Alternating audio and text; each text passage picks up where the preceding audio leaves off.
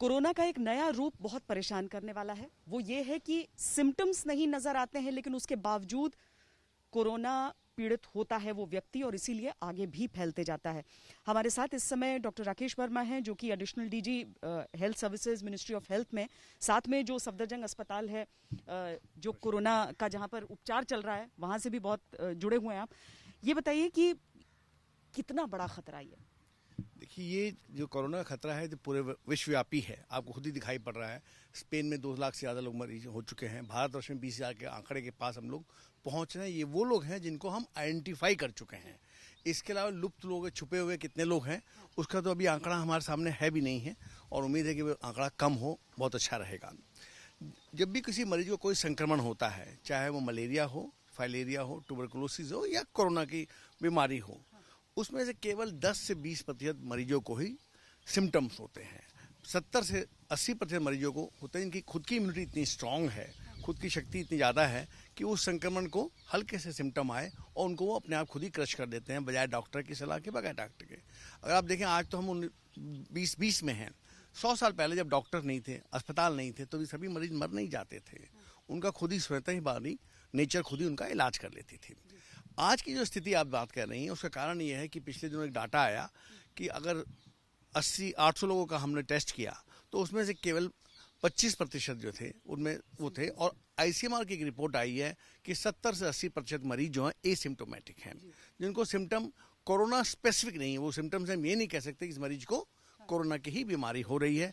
तो ऐसे मरीज एक तो भयावह होने से, इतना मास मीडिया में, अखबारों में छपने से कि ये बीमारी घातक है, जान ले रही है, इतनी जाने हम अमेरिका में जा रही हैं, स्पेन में जा रही हैं, इटली जा रही, तो मरीज डॉक्टर के पास आने से भी घबरा रहे हैं, जो कि एक बहुत ही खराब बात है। यदि किसी को कोरोना है तो उसे ये भी समझना चाहिए, उसको सिम्टम हो ना हो, वो कैरियर है, वो और 10, 50, 100 लोगों को इफेक्ट कर सकता है। जिसको सिम्टम ही नहीं है वो कैसे जाने? मतलब क्या बिल्कुल सिम्टम नहीं, या माइल्ड सिम्टम्स होते हैं? सिम्टम माइल्ड होते हैं, वेग सिम्टम होते हैं। मौसम बदल रहा है, हम लोग गर्मी की तरफ बढ़ रहे हैं, लेकिन बीच में बारिश हो रही है तो उतनी गर्मी भी नहीं पड़ रही है। ऐसे में कॉमन फ्लू होना, हल्का सा बुखार आना, बॉडी में मैलेज होना, वो सब चिड़चिड़ापन होना, वो सब कॉमन सिम्टम्स हैं, किसी भी बीमारी में हो सकते हैं। जैसे बुखार किसी भी बीमारी में हो सकता है, कोई भी इन्फेक्शन होगा, चाहे यूटीआई हो, चाहे पेट का हो, जॉन्डिस हो, सब में बुखार हो जाता है। निमोनिया में भी हो जाता है, कॉमन सोर थ्रोट होता है, उसमें भी बुखार हो जाता है।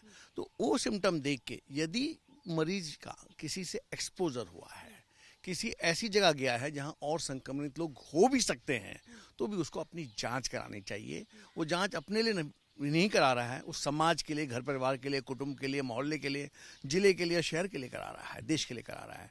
तो ऐसे लोगों की जांच होना जरूरी है, क्योंकि अगर संक्रमित है, चाहे सिम्टम है चाहे सिम्टम नहीं है, उसको इलाज की जरूरत है। इलाज में जरूरी नहीं कि दवा हो, इंजेक्शन और ग्लूकोज, नहीं। उसका इलाज में क्वारंटीन होना भी पहला स्टेप इलाज का है। आप खुद को भी बचाएं, अपने जनमानस को भी बचाएं, बंधु भाइयों को बचाएं, परिवार को बचाएं, समाज को बचाएं। तो इसलिए इलाज का जो पहला स्टेप है कि आपको जो संक्रमण हो गया, जिस व्यक्ति विशेष को, स्त्री को, बच्चे को, बूढ़े को हुआ है, वो अपने संक्रमण को और लोगों के पास ना जाने दे। ये भी पहला कदम इलाज का है, ये पहली जिम्मेदारी है। 80% एसिम्टोमेटिक हम कहते हैं, यानी सिम्टम्स नहीं, तो इसका तरीका क्या है फिर? Mass testing? इसका तरीका एक ही है कि सामान्य रूप से किसको हल्के सिम्टम्स हैं या जिसका एक्सपोजर हुआ है, उन सब की टेस्टिंग होनी चाहिए, मास टेस्टिंग होनी चाहिए। और बहुत अच्छी अच्छी रिपोर्टें आ रही हैं, क्विक टेस्टिंग आ रही है, क्विक चीपर टेस्टिंग आ रही है। भारत में एक संस्थान ने भी ऐसी किट बनाई है, हो सकता है 3 हफ्ते 4 हफ्ते में उसकी मशीन आ जाए। त्रिवेंद्रम से मशीन आ रही है, किटिंग आ रही है, तो शायद मास टेस्टिंग ही इसका एक प्रयास होगा। आपको मैं याद दिलाना चाहूँगा, जिस समय ट्यूबरकुलोसिस देश में बहुत ज़्यादा था, इलाज कम था, तो MMR, मिनिएचर मास एक्सरे किया जाता था। उसमें क्या, मेलों में छोटी एक्सरे मशीन लगा दी जाती थी, जो भी आदमी मेले में आ रहा है उसका 2 इंच बाय 2 इंच का एक्सरे देख लिया जाता था। जिसका पॉजिटिव निकला उसको बड़ा एक्सरे करके बड़ा इलाज के बड़े अस्पताल भेज दिया जाता था। उसी तरह से एक मिनिएचर मास रैपिड टेस्ट की हमारे देश को जरूरत है, और इस पे संभावना पे सरकार बहुत सीरियसली गौर कर रही है और किटों का इंतजाम कर रही है।